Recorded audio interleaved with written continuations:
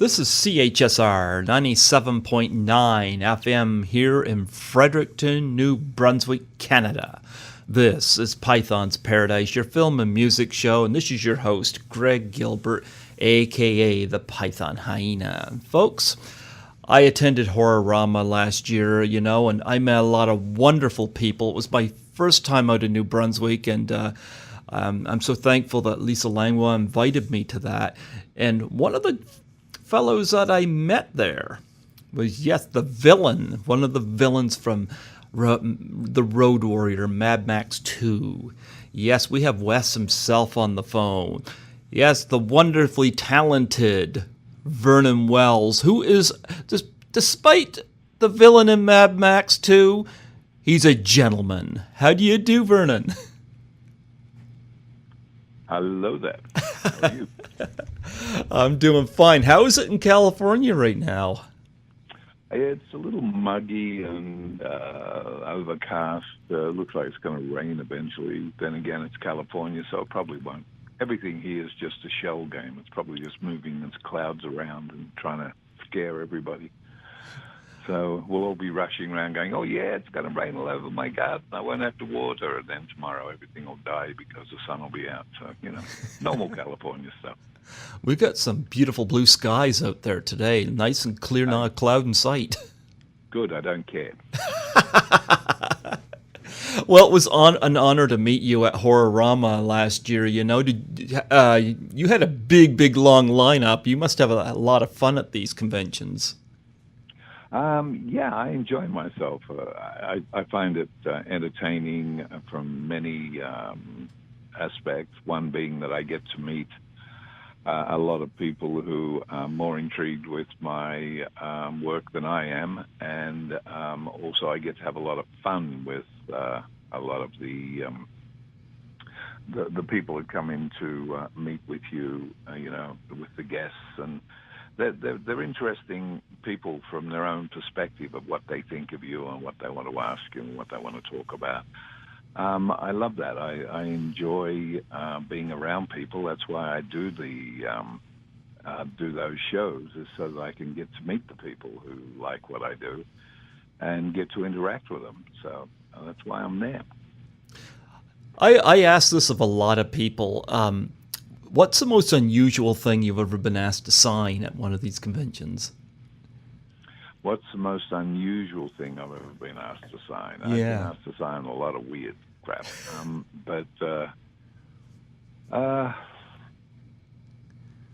don't know. I know a guy brought in a skull one day, and I asked me to sign that, which I did, and then he had some other people from one of the films I'd done sign it as well, which was kind of intriguing. I was wondering where he got it from, whether he was wandering around killing people so he could get skulls signed, or he was just buying the skulls.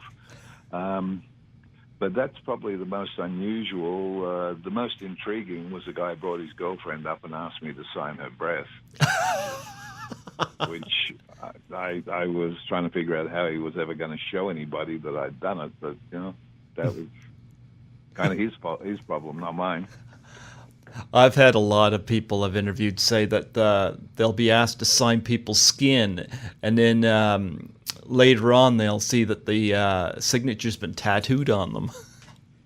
Yeah, people do that. I've got people that have got my face tattooed on their thigh. Okay. And on their arm, bicep. And I always sort of look at it and go, why? Probably of all the things in the world I could think of tattooing on my body, my face would not be one of them. But they seem to get a kick out of it. I get that a lot. I see quite a few. And other people, surprisingly enough, have it spray painted on their car, which intrigues the heck out of me. I've seen some absolutely stunning jobs, spray paint jobs of Wes on the back of pickups and on the hood of pickups. Just absolutely gorgeous. Once again, I'm quite intrigued as to why, but people like it. And there's a gentleman in England who had Wes tattooed on his thigh, and it's probably one of the best tattoos I've ever seen in my life. Oh, It is wow. absolutely stunning. And they did it 3D so that it actually looks like it's coming off his leg. Oh, And it's wow. absolutely stunning. And he sent me photographs of it as it progressed. It wasn't all done in one sitting. It was done, I believe, over a couple of months. And he would send me photos every so often and say, "Hey, this is what it looks like." And it was just amazing. I thought it was absolutely beautiful. But, he's one of those guys that someone's going to see it and go, "You know what, I think I might frame that and hack a piece out of his leg or something." I don't think I'd be walking around showing people I had it on my thigh. Well, I do know that you're from Australia, and of course, I've never Mm. been to Australia, but I've interviewed a couple of people from there, and most notably Little Nell from the Rocky Horror Picture Show was from there. I've had her on, but I always ask this of people when they're from Australia about the wildlife. You got any wildlife stories from Australia to share? Yeah, well, basically the worst wildlife I ever saw was me and my friends at a local dance. We were pretty wild. But you know what? I lived in Australia most of my young life up until I was in my 20s. Mm-hmm. Um, and I lived on a farm with my grandfather on our property, our family property, and I don't know whether I became blasé to it or whether I just never looked for it, but I really never saw any, so to speak, wildlife. And then Australia doesn't have a lot of wildlife anyway. I mean, we have um, five of the most deadly creatures on the planet, but none of them are like the hunt you down, kill you type. Mm-hmm. They're more the, if you sit on me, I'm going to bite you on the bum, and that's going to really hurt, and then you'll probably have to go to the doctors really quick, or you might die. It's that kind of wildlife, which I've seen. Redback spiders. We used to have them in the outhouse. You just had to be careful where you put your butt.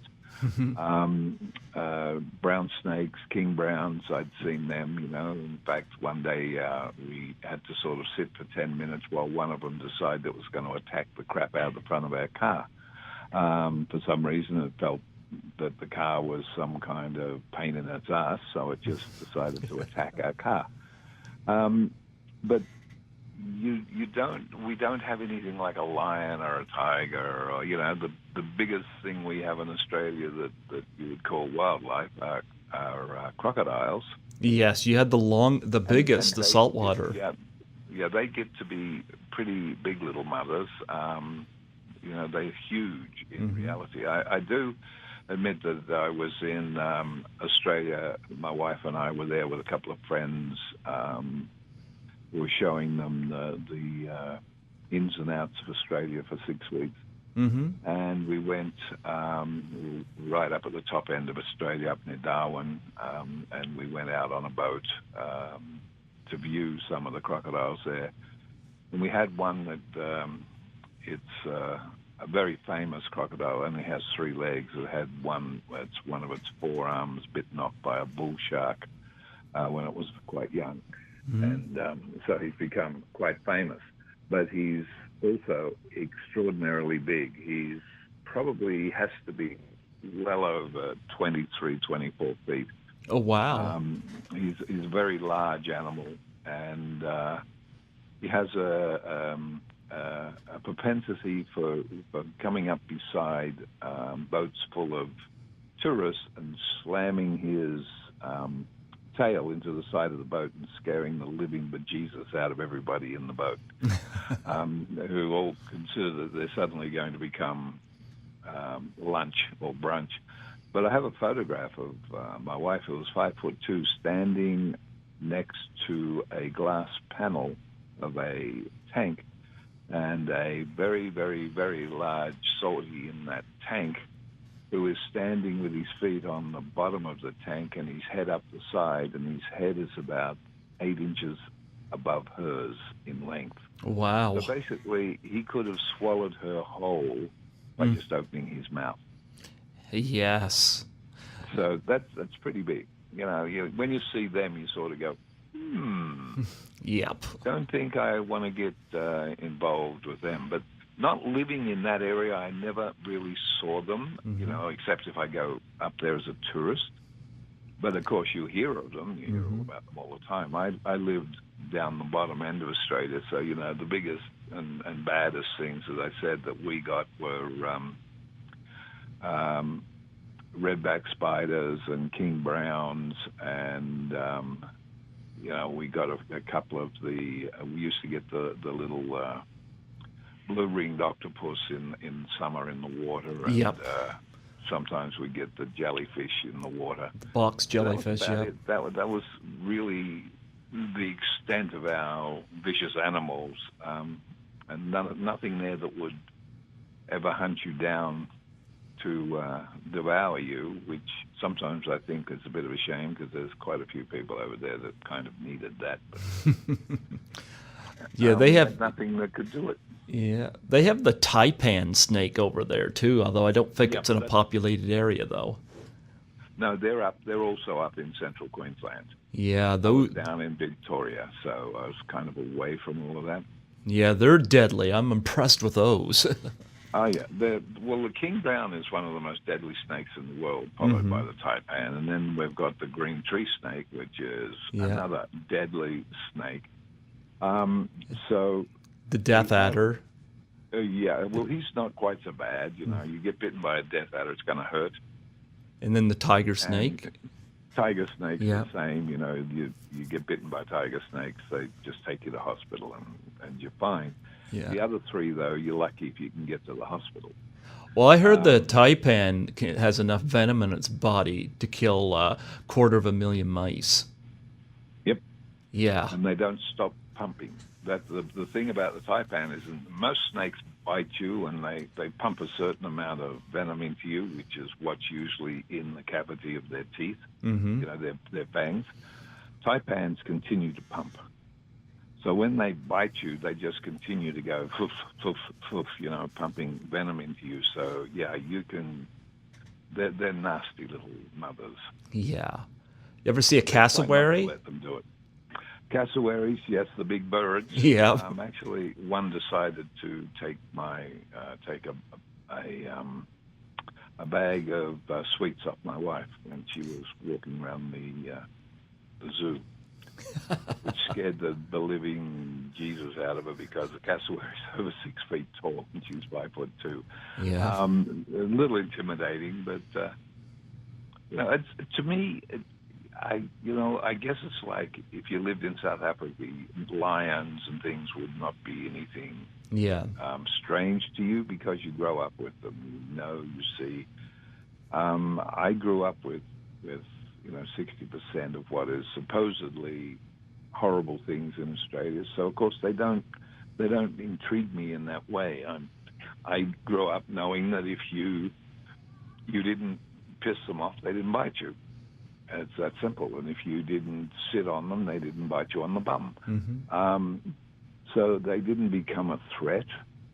Even crocodiles weren't a threat. You just made sure you didn't go wandering in the water at night, or you made sure that you didn't go where you knew the crocodiles were going to be, or you were going to get taken.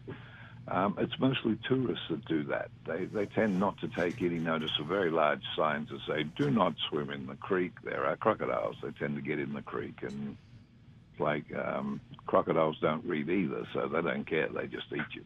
Yeah. I bet you saw lots of kangaroos. Oh, yeah. We had kangaroos on our property, lots of them. They're like the Australian deer. We got lots of deer here. Yeah, there's a lot of them around. But, they stick mainly into the hill country, and that they come down at night when it's cooler to get water and to feed. I think the biggest problem with them is that they tend to graze in the same place that sheep graze or cattle. So they do tend to be a little bit of a problem. But apart from that, no, they don't chase you down and try to kick you to death either. So they're just like a big fluffy animal that bounces around like a big rubber ball. I saw an impressive fight online between a kangaroo and a dingo, and that was pretty impressive. And they can handle themselves. Yep. Yeah, I Yeah. had both my elbows broken when I was a kid from a kangaroo. Oh. I tried to rescue my dog, and it just hit me with its tail and broke both my arms. Oh, So wow. I, and by the way, I did rescue the dog. Okay. But yeah, they can be a little bit, and that wasn't a big kangaroo. That was a gray kangaroo. If it had been a big red, it probably would have been over 6 feet tall and would have beaten me into the ground. But Wow. it was just a normal gray kangaroo, which they're not they're not that, they 5'6", 5'8" sort of height. But the big reds can be well over 6 feet, up to 7 feet tall. They're big mothers. Oh, wow. But yeah, on our property, my dog decided it was going to chase down a kangaroo, and the kangaroo decided it didn't like it and grabbed him and was going to disembowel him, and I raced in to save my dog, and kangaroo decided it didn't like that, so it kicked the crap out of me. Well, the biggest problem dogs have here is chasing skunks. That's true. Yeah, that's true. Or if you're my dog, you chase ground squirrels and never catch any. There you go. Well, you know what? I don't imagine Wes would have much trouble with these animals now, would he? No, Wes would probably eat them, knowing him. Yeah. So we got to talk about the Road Warrior. I think that's what you're most famous for. And before you did the Road Warrior, did you see Mad Max, the first Mad Max movie? No. Okay. To be blunt, it hadn't really interested me. But what I did was that I saw it by accident, because a film that did interest me was Steven Spielberg's first film, The Duel. Duel. Yeah. And I went to the drive-in to watch Duel, and Duel was on a double feature, and the first film was Road Warrior. Ah. So I got to see it by accident, not by design, and sort of watched it and went, oh, yeah, that's interesting. When are they bringing on Duel? So it really didn't settle on to me that it was anything that was going to become part of my life. And I actually, when I got asked to do the film, I wasn't really that jolly into doing the film, because I'd never done a film. I'd only done a few television things, and my whole focus was on directing. Okay. So, yeah, you played Wes, of course, in The Road Warrior, and of course they upped the budget in that and made a tremendously popular film. I think that is that was even bigger than Mad Max, And how did did you just do a standard edition to get that part? No, yeah, my standard audition was having a cup of coffee with George Miller and telling him dirty jokes. That was my standard audition for that role. I had done a stage play which had become extraordinarily successful through no fault of my own, I assume, but it was a two-hander, two people. It was actually a Canadian stage play, actually, by Michel Tremblay, who is a Canadian playwright. Okay. It's called Hosanna, one of his more famous plays, and it was a two-hander. And I got cast in one of the roles, and it was supposed to be what they call a fill-in, like between two seasons in theater, when they have like a major play will start the season, then there's like a 2-month break, and then another major play will go on and finish the season. Basically, that's how it sort of runs. And they put Hosanna in as a filler, and Hosanna played the packed houses for 5.5 months. Okay. Kind of went a little bit further than the couple of months it was supposed to play. And from that, I was asked to do Road Warrior. George Miller's girlfriend at the time, Sandy Gore, happened to see a performance and suggested to George that he come and see me. And thereby, as they say, with everything else, was how it all came about. I was terrified of it, to be blunt. I didn't like the costume. Hated the fact that it had a bare ass in it, and lots of problems with it.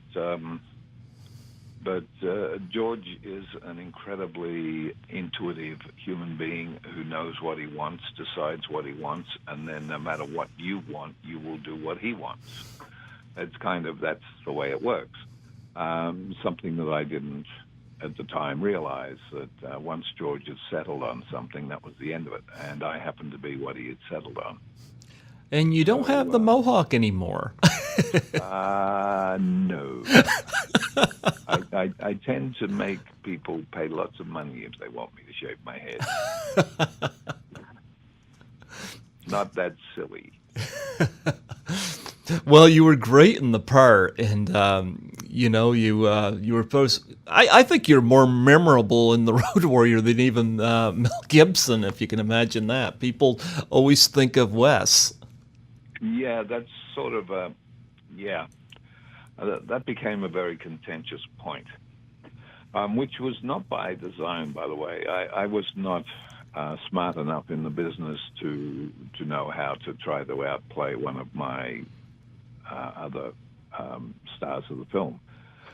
It just came about because Wes was so flamboyant in his own way and was just so much of a huge character that people just could not get around him. You couldn't sort of turn the page and he would vanish. He was there, period.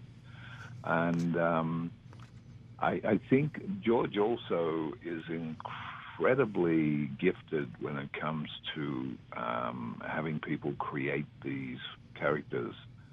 And I think that for my first film, to have George Miller as my director and to have this man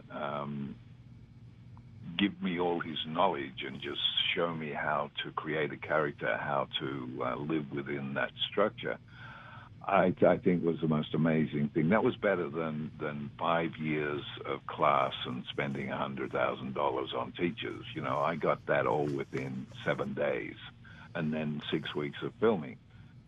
I mean, I learnt how you structure character.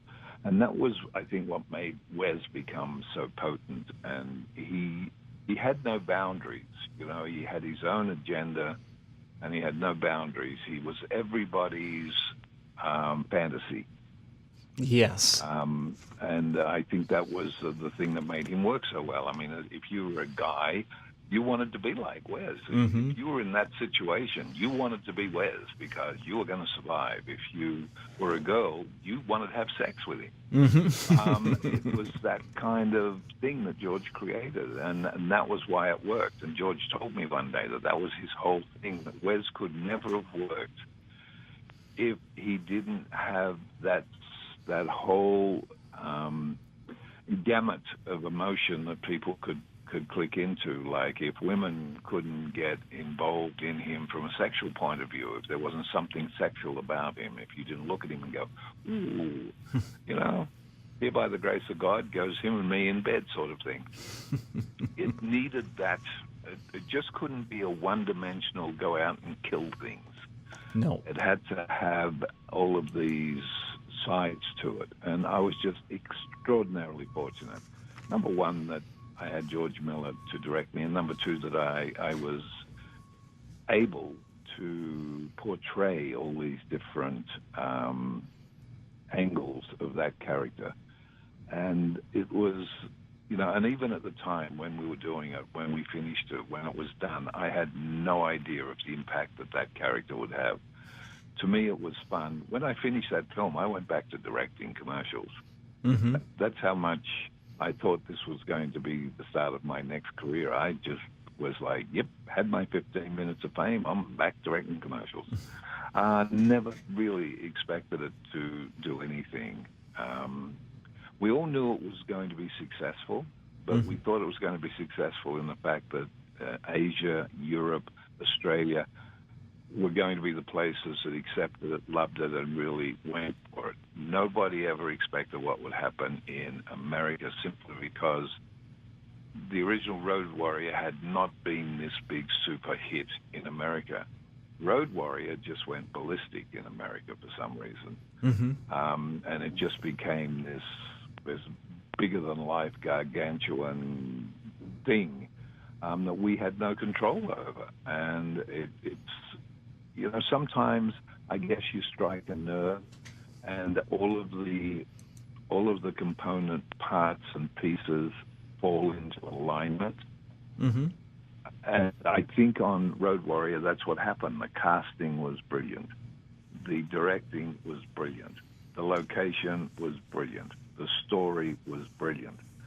The cinematography was brilliant. All of those factors, not one of them was out of alignment. They all lined up, and that's what made that film so special. And you don't get that very often. It wasn't because everybody walked out there and went, we're going to make this a special movie, and, we got all these things. We all went out and made a film, and it just, all the things aligned where they should be. And it's even now, you look back on that film, it's as relevant today as it was when we made it. In fact, I think it's more relevant today than when we made it. Yes, absolutely.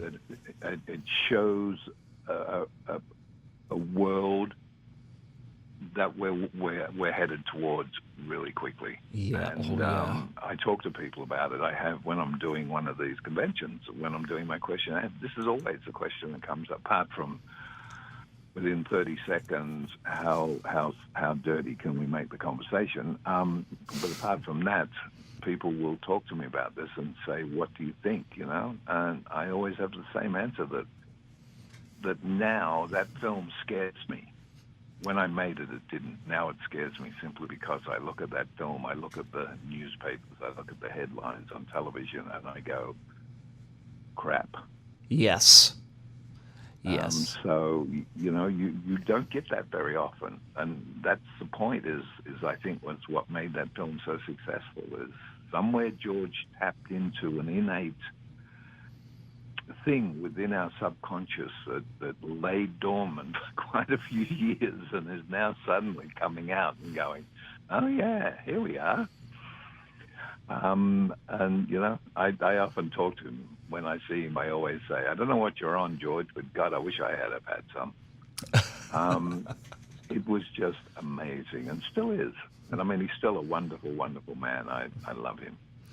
What was the most difficult part of the shoot for you? Having my ass bare most of the time and getting it scarred by everything I ran into. That was the hardest part of that show for me. I don't think there was a hard part. When you sort of say hard, sometimes you think, oh, what was the most difficult? What was so strenuous? Nothing was, because we were all having so much fun, and we were all so into what we were doing, that we didn't feel that there was any part of that film that was stressful. I think for me, the scariest part of the film was the end of the film where I had to be on the front of a truck with Mel Gibson driving it. Oh. I think that was a little terrifying, but apart from that, the rest of it was fine. What was it like working with Mel Gibson? He's come on to be quite a director himself with The Passion of the Christ and Braveheart. Yes, a wonderful, wonderful human. But I love Mel I just adore him. I think he's just one of this. Eventually, someone's going to realize just how brilliant a director and actor that man is. I mean, he is just wonderful. As a director, I don't think anyone can touch him. He's just amazing. And as an actor, he's one of the most giving actors I've ever worked with. He never gets pissed off. He never gets annoyed with the actors if they're struggling to find something. He helps. He's there. He gives his all. He's one of those actors you want to work with. You sort of go, oh, I want to work with him because he's so cool to work with. And as a director, I would crawl over broken glass and through 16 rooms of virgins to get to him to work in a film with him. I love The Passion of the Christ. He just did a fantastic job with that. I couldn't believe it. No, I thought that was brilliant. I also thought that Apocalypto was brilliant. Yes, absolutely, yes. Yeah, he's right now. I guess he's doing another Passion movie, Passion of the Christ movie. What happened afterwards? So, looking forward to seeing his vision. But I thought one of the best things he's done, though, was his last film that he did. Hacksaw Ridge. Hacksaw Ridge. I thought that was just absolutely superbly put together. There wasn't a flaw in that movie. Oh yes, I agree with you. That was a great movie as well. Yep. Just wonderful movie. And people like that, when you work with them when they're virtually nobody, when they're starting off, and you can watch what their career becomes, where they go out, you sit back and go, that's really cool, because even back then there was something about him. I always thought that Mel had everything, because he looked like he was born with a silver spoon in his mouth. He just had that thing about him that you wanted to take him outside and kick his ass just for that. He was just wonderful, and him, Schwarzenegger. I really, in my career of well over 250 films, I think I've worked with two people I wouldn't work with again. Okay. I've just been incredibly fortunate in working with the most wonderful people.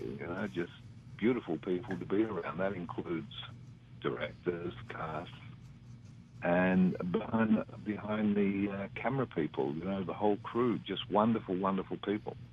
And that's, I think that just that is something that I'm very fortunate in, that I can work with all these amazing people and still have a hell of a lot of fun. Mm-hmm. Any memories of Bruce Spence from the film? Oh, good God. Big, tall, lanky. Bruce was a load of fun, actually. It was funny because they could never get the dog to be vicious. The dog was just not vicious. Dog was just dog. And they actually had to poor Bruce had to be the one that had to virtually torture poor dog with that can with the tiniest little bit of food in it, and keep going to give it to him and taking it off him until finally poor dog snapped. And you can see the result is Bruce jumps about a foot in the air. But Bruce is wonderful too. I've known Bruce for many, many years, and he's a wonderful, wonderful actor, a wonderful man. And we were just fortunate. You can point to anybody in that film, and they were all perfect for the role. There isn't one. Sometimes you can look at a film and go, maybe that person could have been recast because they're just not really good. Yeah. For some reason, Road Warrior, you cannot point at one person in that film and go, he should have been recast. Everybody was perfectly cast for the film. They all were the characters. They all were that part was theirs. They embodied it, which, once again, is very difficult. You don't get that in a lot of films. And we were fortunate. We got all of those pieces. That's what I'm saying, when all the pieces came together. We got all those pieces in that film. And, I think everybody that was in that film, I think, is blessed to have been in that film. Mm-hmm. Well, I remember 1985, my parents and brothers and I saw Mad Max Beyond Thunderdome at the drive-in. And I was wondering, did you see that? Yes, I did. Can you hang on 1 second, man? Sure. I'm just being asked something through the office door. Sure. I'm doing an interview. That was my 5'2" wife who just came in and said, "What are you doing?" I'm doing an interview. She went, "Oops," and walked out. Yeah, I saw Thunderdome. Strangely enough, I don't consider it part of the Mad Max trilogy. I don't think George Miller does either.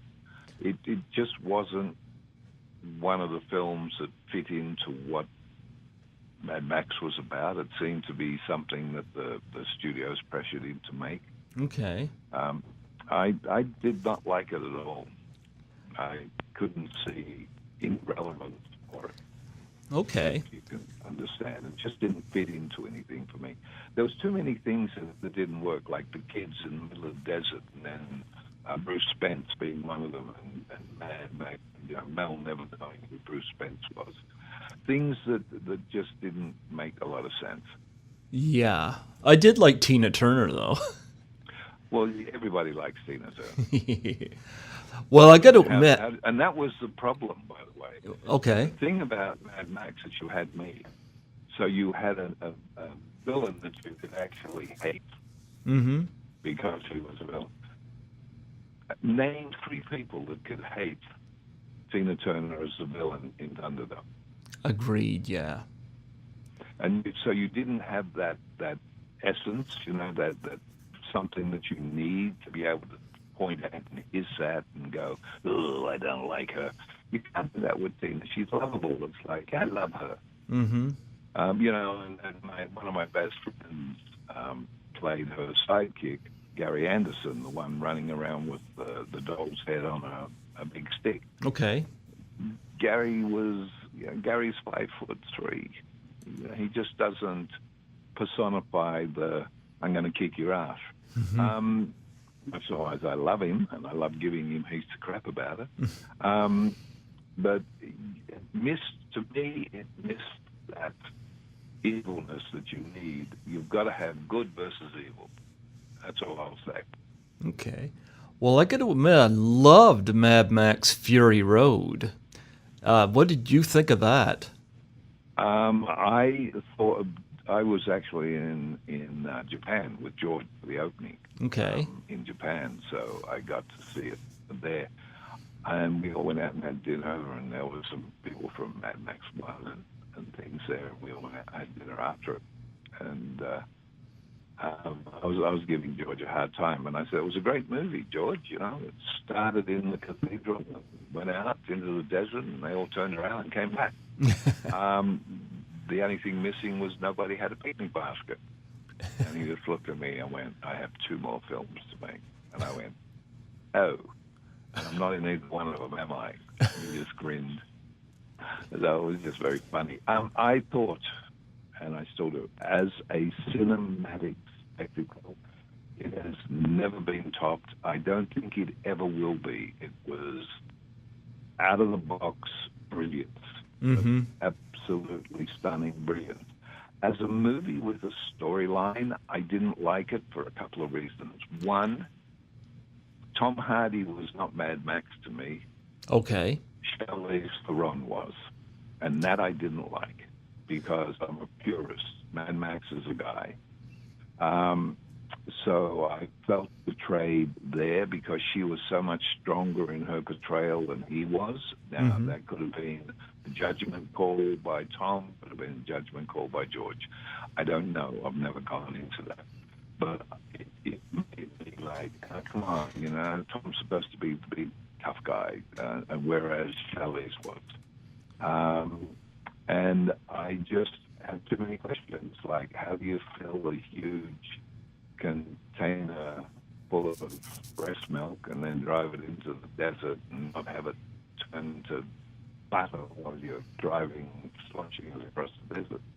And then how many women does it take, and how many months does it take to fill a very large container with breast milk? I had questions, which to me were too glaring, that they just made me go, ooh. Okay. But apart from that, as I said, as a cinematic spectacle, I thought it was brilliant. Okay. I just thought that Mad Max should have been Mad Maxine.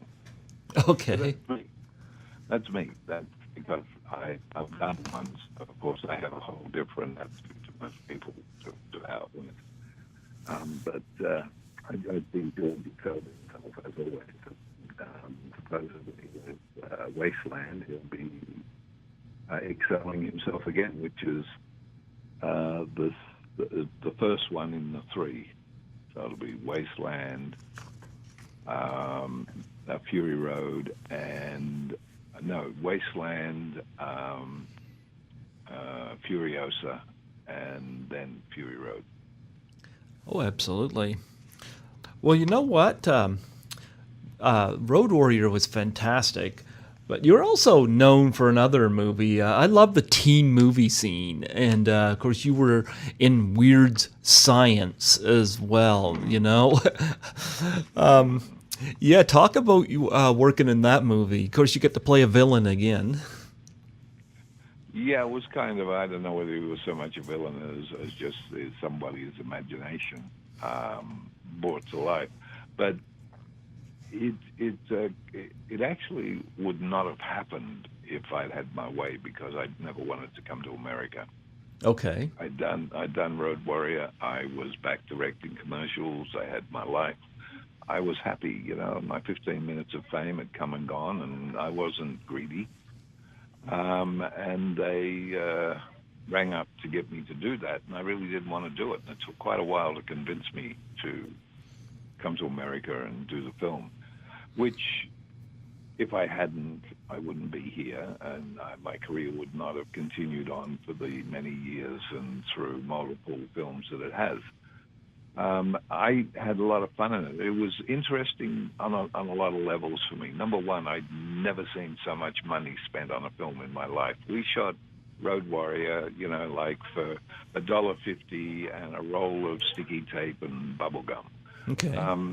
That was the difference. In this one, inside a studio, they had a 2-story house that came apart in 4 parts. It was a full house. Mm-hmm. Inside a studio. They wanted to have a rocket come through the roof. They had a full-size rocket. To me, this was all like, whoa, what the hell? I was not used to that. It was just mind-blowing. Working with the director and... John Hughes, yeah. Yeah. He was the reason I did it, was to work with him, and I'm thankful that I did. Yeah, he's unfortunately gone, yeah. Yes, and John was wonderful. I mean, he really was. He was just wonderful. Mm-hmm. And then we had a lot of people that went on from that film to become very famous, too, Mr. Downey Jr. Oh, yeah, Iron Man. Yes, so we had people in that film that were young, but all became very, very famous. And what's his name? Who played the big brother? Bill Paxton. We just Bill lost Paxton. him too. Yes, we just lost Bill, who became a good friend and was just a wonderful, wonderful man. Mm-hmm. They were just really, really nice people, and it was I had an amazing time here in America doing it, Mm-hmm. But I went home when it was done, because the producer, Joel Silver, Mm-hmm. had said to me that he was doing this film with this gentleman called Arnold Schwarzenegger, whom I couldn't even pronounce his name at that stage. Mm-hmm. And he thought I should meet the director because he felt that I would make the perfect villain. Okay. And of course, the director said no, he wasn't interested in me. He had someone else in mind, which really didn't offend me in the least. I was going home. So I went home, and I was brought back later after they'd been filming for a while, because, which I have never found out, and I've never bothered to try to, they changed casting on the character after they'd been shooting, and put me in and took him out, whoever he was, and which was fortunate there. So, I'd come over to do Weird Science, which was a lot of fun. I mean, hysterical movie.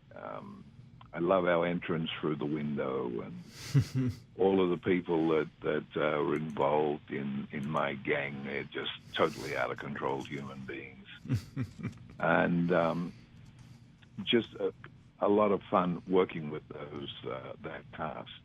And, also we worked with the world's most beautiful woman in red. I mean, Kelly LeBrock. What can I say? Oh, yeah. What were your memories of Kelly? Kelly, I love Kelly. We remained friends. We did have a little bit of a spat there for a while, but, everybody does. I'm an Australian. I have a habit of speaking my mind. Okay. Sometimes people don't like. But we're good friends, and I love her, and she was wonderful to work with, beautiful lady. Same as the rest of the cast. Whenever we see each other, we're all happy to see each other. We're all friends, and Anthony Michael Hall, memories of him? Anthony Michael Hall. I see Anthony occasionally when I'm doing the shows, and we're always happy to see each other. He's still the same. He's just older. You had two other gorgeous women in that film, too. I mean, Suzanne Snyder and Judy Aronson. Wow. Yeah, I see both of them quite regularly. They're beautiful, beautiful ladies, both of them. I just got added on Facebook by Suzanne Snyder, so I'm going to be reaching out to her very soon for an interview. She's gorgeous. She lives in, I believe she still lives in San Francisco. Yeah, so I'm hoping to get her on here soon, because Killer Clowns from Outer Space is celebrating its anniversary this year, 30 years. My favorite movie. Yep. My two favorite directors who put me in their television series. So I love Suzanne, hoping to get her on. I have an interesting story about Judy Aronson, though. She was in, before Weird Science, she was in Friday the 13th, the final chapter, and I had the wonderfully gifted Ted White, who played Jason on the film. Right. And Ted was wonderful, loved Ted, and he connected me with, he gave me her phone number, which was a massive trust on his part. But, I mean, I tried to get hold of her, and I've never been able to. The number I called was, according to Ted, the right number, but she was not available there anymore or whatever. So he's wondering, like, did she move? So I'm like, okay. So I don't know. I'm going to try her next year for the anniversary of the Jason film, but... I would just try to get her on Facebook. I've tried before. I'll try her again, I've got, like I said, I've got Suzanne Snyder on Facebook, so that should make that easier. Well, once you talk to Susan, you should be able to get her quite easily because they're very close. Yeah, because Ted White said that she'd definitely do it, and he was wonderful to Judy on that film, so... Yep. So I love Judy Aronson, love Suzanne Snyder. I mean, as gorgeous as Kelly LeBrock was, I'd say those two they can compete with her. Oh yeah, no, that's what I said. Everybody was incredibly nice, very sweet, wonderful people to be around. And then you went on to do Commando. I have a question about Commando. What are your thoughts of Mark L. Lester, the director? Mark was fine. Okay. The reason I ask is because I've interviewed 5 different people from the movie Class of 1984, which he directed, and I love that movie. And of course, Lisa Langlois was in that movie, and I guess the Canadian cast was not treated well on the set of that movie, so that's why I was wondering, about Mark. I was treated fine. Okay. I never had a problem. Ani and I got along like a house on fire. After initially, I was extremely tired from having flown from Australia to the set, virtually working the next day. And Arnie thought I was a little bit sleepy-eyed, and after one scene, he decided that they should never let me have anything that was a real weapon. Then from then on, we got on fine.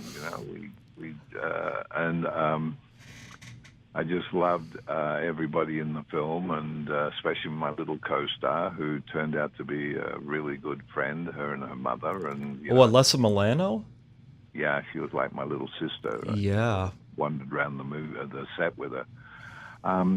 She was just a very sweet kid, and at that stage, when we were doing a lot of the scenes that I did with her, I'd fractured my elbow in one of the scenes with Arnold, and so I was forever walking around with it in a plaster cast and having to take it off when we shot. So I was very quiet and sort of sitting in corners on my own. She was very sweet. Yeah, she's really come a long way, since Commando, Who's the Boss, Charmed. I mean, yeah.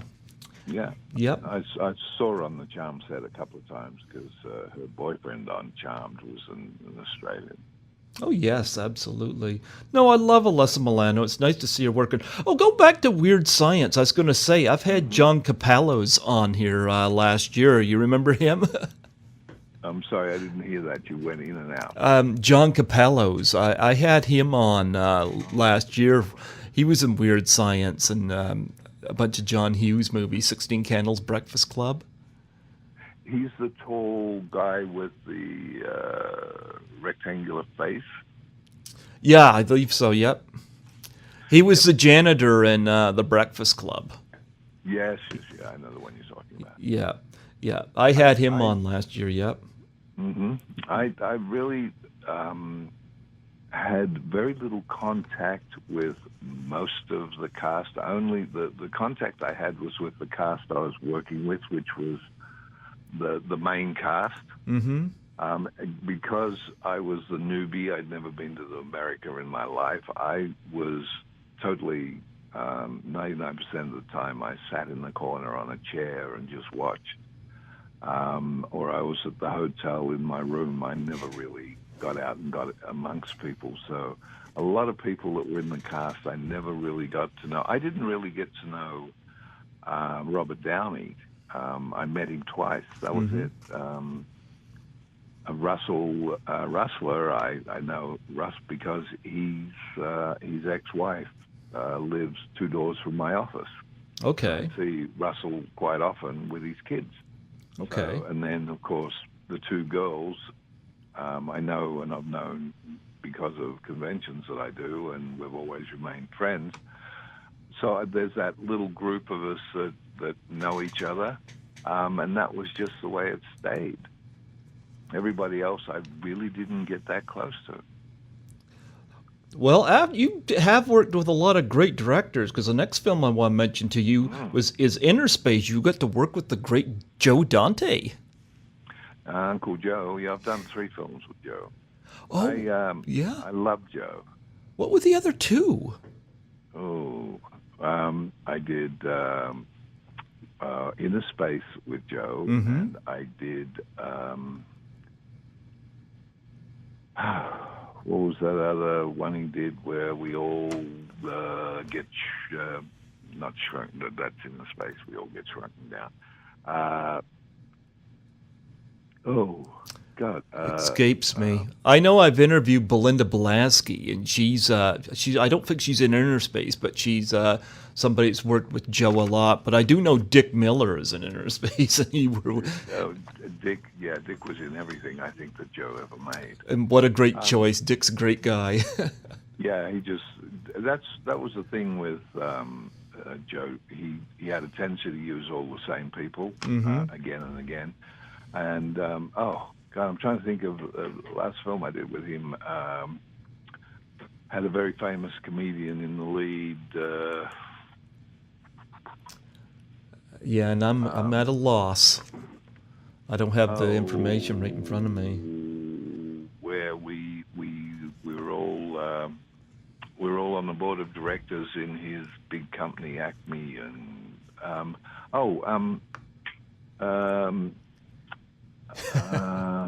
it was an animation plus live action.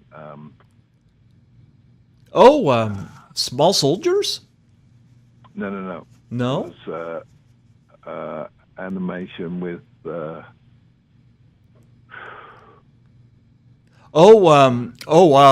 I know what you're talking about. Steve Martin's in it. Steve Martin, yeah. Yes, Looney Tunes Back in Action. Looney Tunes, yeah. Okay. Back in Action. We got her. We did that one. Okay. Well, your memories of Steve Martin? Steve is a very insular human being in his own way. Wonderfully talented, but he knew everything about you when he walked on the set. He walked up to me and said, "Hi, Mr. Wells, and my name's Steve Martin, and I've seen quite a lot of the films you've made, and I loved this one, that one, and the other one. And I just stood there with my mouth open going, I'm sorry, your name's Steve Martin, and you're telling me you like what I do? So I was a little bit confused by that one. And every day he would come in and say, good morning to everybody. But slowly as the film progressed, he got less and less. He's very insular, so slowly he withdrew from everybody. Mm-hmm. It wasn't like he didn't like anybody. It's just, he doesn't like crowds, I guess you could say. Mel's the same. Mel Gibson's the same. You put Mel in a room with 40 people and Mel dies. He can't handle crowds of people. He likes to be able to move away from people, to get away from the suffocation, I guess. Yeah, I see that, yeah. And what's his name was the same. He just slowly, isolated himself. But he was still wonderful to work with. Had a ball. Yeah. Well, Innerspace was directed by Joe Dante, and I had a great cast in it. You had Dennis Quaid, Martin Short, Yep. Meg Ryan, Kevin McCarthy. It was wonderful. Yes, Kevin McCarthy. And, of course, Fiona Lewis was in that. Yes, my boss. I like Fiona Lewis. I remember her in The Fury, very lovely woman. Yeah, she was fun. Yeah. And any memories, of course, of Dennis Quaid, Martin Short, Meg Ryan? Yeah, the the only memories I have of them was that at that stage I believe Dennis and Meg were on. Mm-hmm. Yeah, although just getting on, I'm not sure, whichever way it went. But they were fine. She was great to work with. Martin Short was a total lunatic. And Dennis was Dennis. He was just quiet, mm-hmm. did his job, and was really nice to be around. Mm-hmm. My role in it, because I never had any dialogue really, and I didn't have any dialogue. Period. There's no really involved. I had a lot of. Mine was very. Kind of, I was there, I became this malevolent force, as Joe Dante used to say to me. Mm-hmm. Just stand still, Vernon. You're a malevolent force. Don't tower over everybody. So I had not a lot to do with it, and I'm very. What people don't tend to understand is that I'm very insular when I'm on set. I don't seem to hang out with people. I tend to hang out in my trailer because I tend to become very into what I'm doing. Mm-hmm. And it's not because I'm an ass or because I think I'm better than anybody or I don't want to be around people. It's because I'm very shy, number one, and I'm very insecure. So when I get to be around a lot of A-list actors, I tend then my insecurities become very profound, and so I tend to be away from everybody all the time. Wow. And it's just the way I am. And so you don't see me a lot when I'm working. I'm always doing my job and putting 100% into that. It's the way I cover up being insecure. Well, Kevin McCarthy... You just found something out, didn't you? Yeah, well, I never would have thought, especially since I met you at Horrorama. You seemed very, very confident, I mean, I was at the table with Lisa just... just alongside yours. So I mean, I watched you with people all the time, and you handled yourself great. Well, that's the point. Is that's how I work. That's the thing that gets around. Any insecurity you have is to be with people. Mm-hmm. But when I'm on a set, I become I become me. I just move away from it. I just finished a film 3 days ago. Okay. And people would say, one of the actors rang me and said, God, I'm so sorry that we didn't get to have dinner, but you were never around when we finished shooting. And it was like, I just go straight back to the hotel and go to bed because we're working long hours, or I learn the script, or I get work on something I want to do with the character.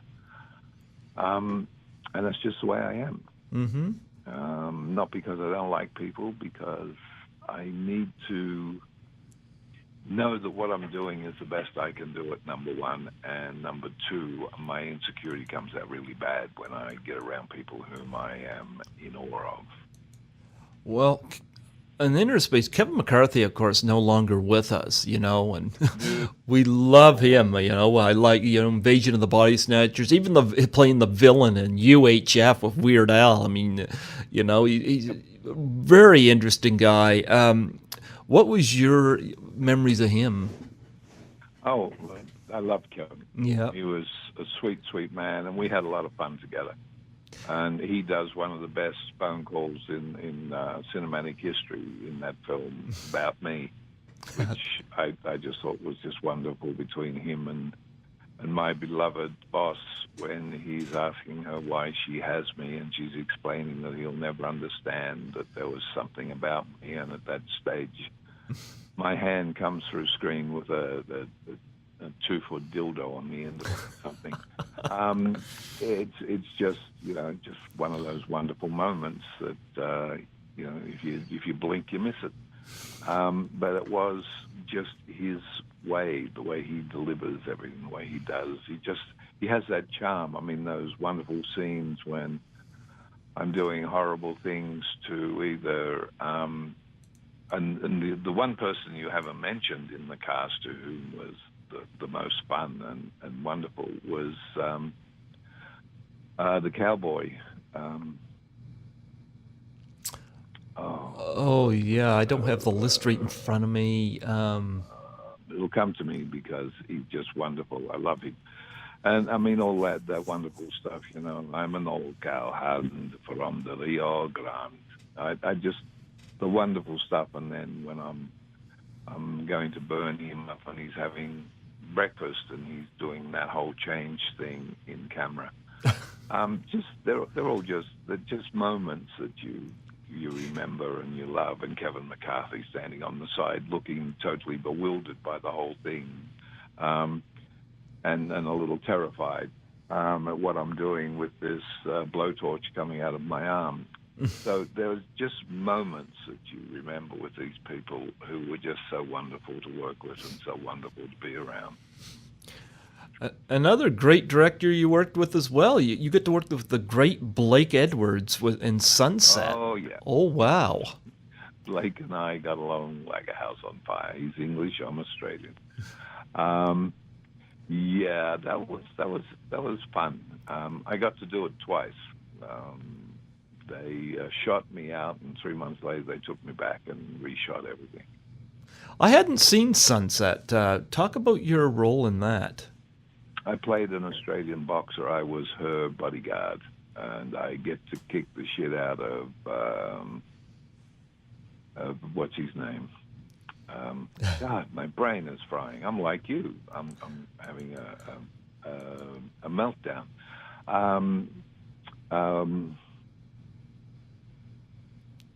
Yeah. Lord. What's that?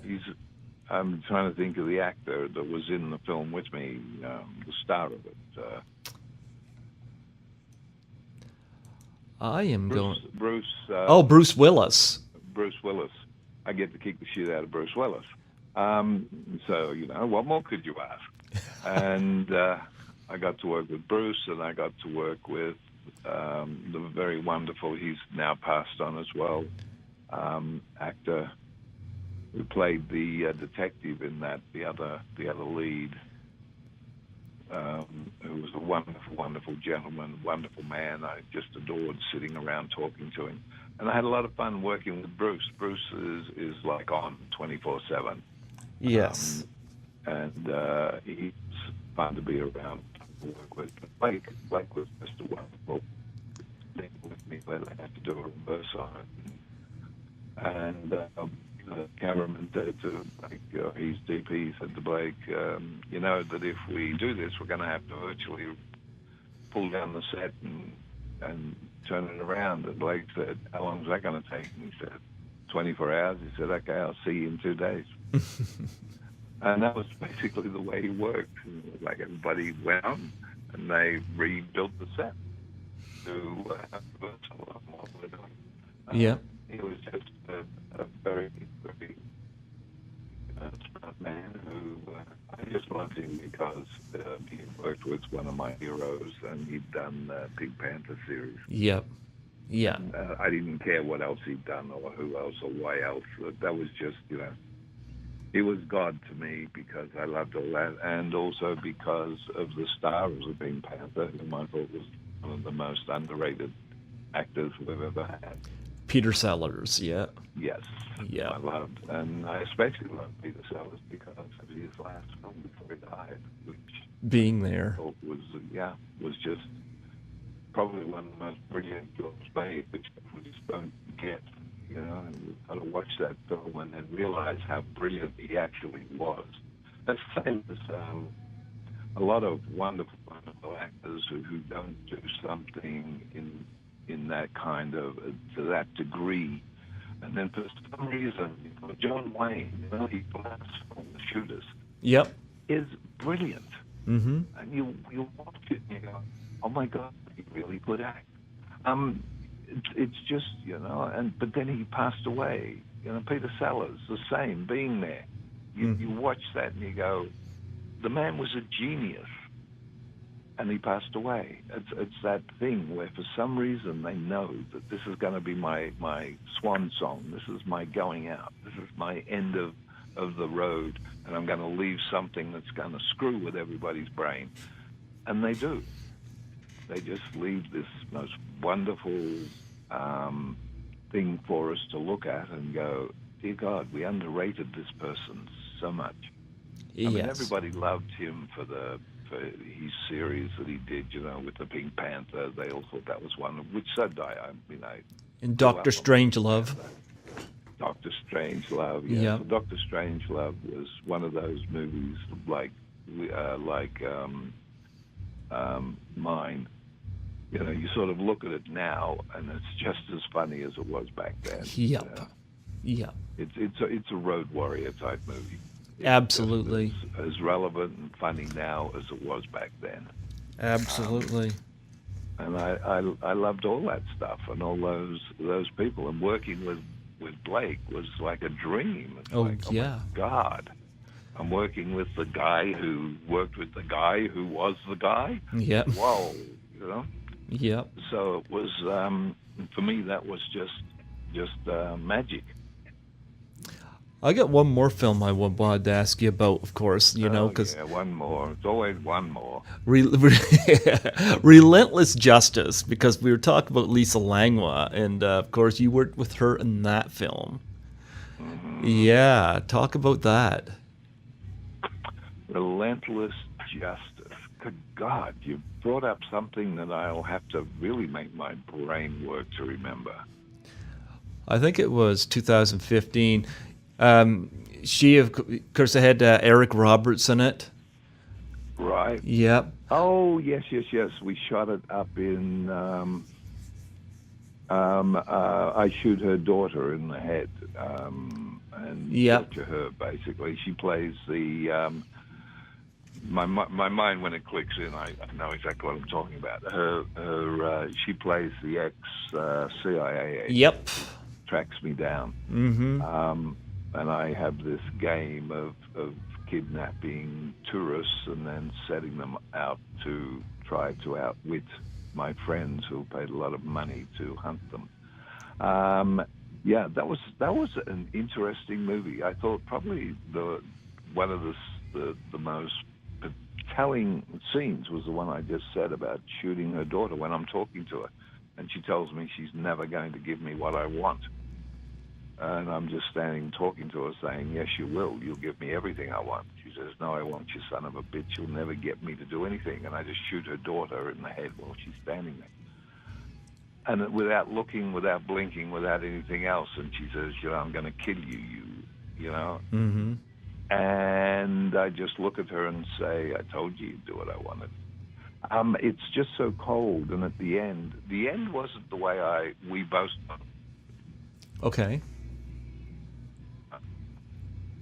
Yeah. where we get to a thing where it looks like I could beat her, and then she finally beats me and kills me in a way that I deserved. The way they did it, I didn't like it a lot, and I don't think she did either. It was just too pat, you know. She was able to go wham bam, thank you, ma'am. Through the whole thing, they led you to believe that I was a lot smarter than that. Yeah. So I get a little bit weird about that at times. You know, I did a film a long time ago where I played this intergalactic soldier, and I had, you know, these other 5 guys with me, and we were incredibly into. We were used when people needed something done, and yet they had this scene at the end of the film where I just blunder into this cave full of aliens and get killed. Mm-hmm. And I said to the director, seriously? And he went, what do you mean? I said, you've just set this guy up for an hour and a half of being brilliant at what he does, and he's just going to walk into this cave without even checking it out and get killed. And he said, well, oh. I said, what do you mean? So what they did was they changed it and let us at least go in. We still get killed. But Mm-hmm. the point was we went in and we checked the cave and we did all the things that a team would do. And sometimes I get a little bit sort of like, you can't set a character up to be something and then just suddenly go, well, he wasn't that good. The audience gets really annoyed. Yeah. Because they're watching it, and, you know, they needed that fight between us because you watched her, you watched me, and you know that it's going to come down. It's like Commando, me and Arnold. If that fight in Commando had been wham, bam, thank you, goodbye, that movie would never been as good. The fact that that fight went on and you saw that either one of us could win and that it was going to come down to the last thing that happened Mm-hmm. was what kept people intrigued, you know. They knew that Arnold was going to win, but how was he going to win? Yeah. He was fighting someone that was just as good as he was. And, you know, you couldn't take that away from the audience. They've invested that time into the movie, and I get very disappointed when people go, yeah, we're just going to have you shot. Oh, okay. That's really good. Okay. Because I think people invest into the characters, and especially in that one, they invested in her finding me, capturing me, and doing what she needed to do, and me being who I was, confronting her and what was going to happen when we were both standing in front of each other. And I think the fight should have been a little more where you were never quite sure who was going to win until finally she gets the upper hand and kills me. Would have made it a lot nicer at the end. Then again, that's just me.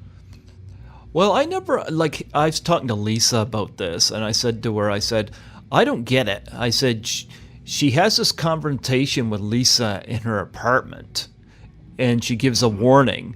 And I said to Lisa, why is your character going off by herself to fight her in the woods? I'm like, you know, you just lost once and you get to survive. Why? And even Lisa was like, I don't know. Yeah. And it was the little German producer, or Austrian, whatever he was. That was his big thing. That's how it had to be. And sometimes it's like you should as a producer, you should take all of your emotions and what you think and put them in a bottle somewhere, and then think about what the audience will see. Mm-hmm. And how will that react to them, and what sense does it make? Well, But apart from that, I had a ball making the film up in the forest, running around like a lunatic and getting to have great fight scenes and kill people and do horrible things. It was a good little film. She had a big fight scene with Eric. Yes. Yep. Really took at him. Yes. Yeah. I've never seen the film. No, I did see it right about after I interviewed Lisa the first time. I've had her on twice. I'm hoping to get her on a third time. Memories of working with her. I know you've worked well with her. Mm-hmm. Yeah. She was fun. She was very sweet. She had her daughter with her. Uh, and she was very, very sweet. she doesn't have a daughter. She's got a son. Oh, son, rather, sorry. Well, she had this little kid with her, all right? Yep. And he was very, very sweet, and so was she. She was very, very doting mother, like Mm-hmm. the motherly kind, and she's very good at what she does. I mean, she had to take on a role that was, quite difficult with just the fact that, you stand there and see someone shoot your daughter in the head while they're talking to you, tends to put a slant on everything you do, and she was able to pull that off. Yes. Yeah. Well, she's become a very good friend, and I'm still in touch with her. And yeah, I really appreciate the connection I've had with her. I had fun in Toronto. And speaking of which, what is up in the future for Vernon Wells? In what? In films? Films and charities, other projects. What are you involved with? You can plug charities if you want to, web pages, whatever you want to plug here. I'm leaving in a week to fly to Malawi to build a school for kids. It'll be Okay. the second one we've done this year. That's with Build On. Okay. A worldwide organization that builds schools in underdeveloped countries for kids in strangest places. They also do it here in America and all over the world. It's not just taking us to strange places like Malawi. That's my little thing I'm doing there. I'm going to a very big film festival in Hungary in September, where I believe I'm getting awarded for my body of work. Oh. And I have a film coming out in November, Charlie's Christmas Wish, which is a film I just finished Okay. in Georgia, Okay. which is a kid's film for Christmas, a Christmas film. Okay. And apart from that, I have probably 8 other films that are coming out this year. One way or another, I believe. They're bringing Landfall, which was a film I shot in Australia over here, which has won some awards already. Okay.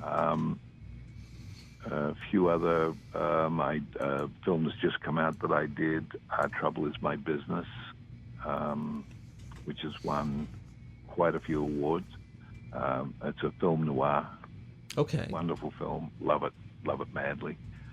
The Inquisitor, in which I get to play a 16th century Spanish conquistador. Okay. Was fun. It's coming out shortly. The Lighthouse Keeper, which I think is one of the best things I've done. That came out about 3 or 4 months ago. Quite a few others, which Crossbreed, which is coming out shortly. It's all over the internet. A lot of stuff that I've done and that I do, that I'm involved in. And I have 3 or 4 films to do before the end of the year, which I'm not allowed to speak about. So That's all right. nice. Wow. But one of them I know I'll be shooting in Morocco in November. Oh, perfect. Out of all the places you've traveled to, do you have a favorite? South Africa. Oh, wow. I've never been there, but I love African wildlife. Anything you've seen that just amazed you, took your breath away? Most of it. I have a picture on my mantelpiece at home of me holding 2 lion cubs, and one of them's trying to rip my throat out, which is kind of fun. I have seen and been and loved every moment of being over there. It's a place that gets into your heart when you go over there. Just the people are wonderful. It's got its problems. Don't get me wrong. It's like every place, every other place in the world. It has its problems, and it has many things that it has to fix before it's going to be a place that people will cherish. And hopefully they're doing that. But the wildlife, which hopefully they're smart enough to make sure stays Yes. alive, is what will bring people to that place. It's just the most amazing animals and things over there. I mean, lions. When you actually see a real lion standing next to the van you're in, you realize just how big they are. They're not quite that big in zoos.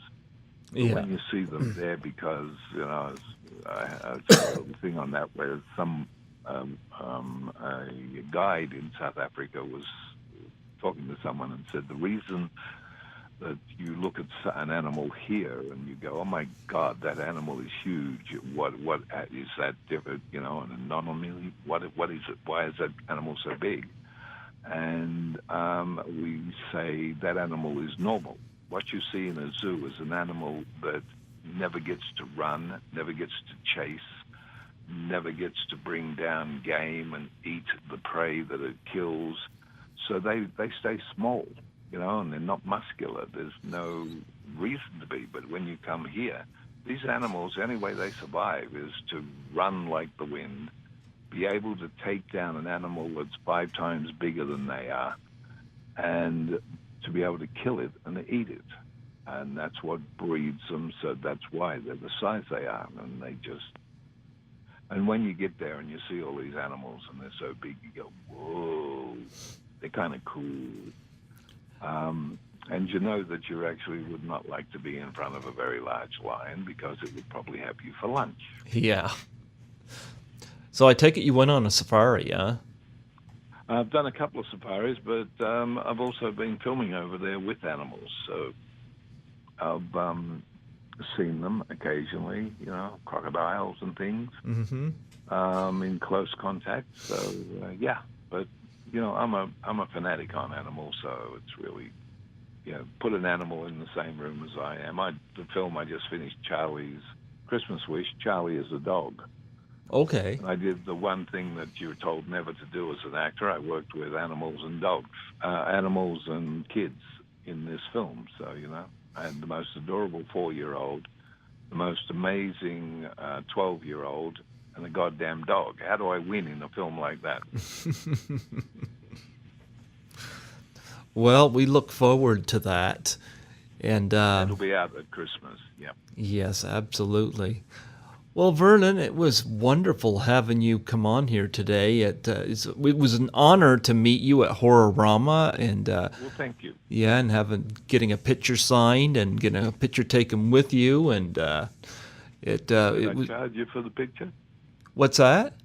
Did I charge you for the picture? I don't remember.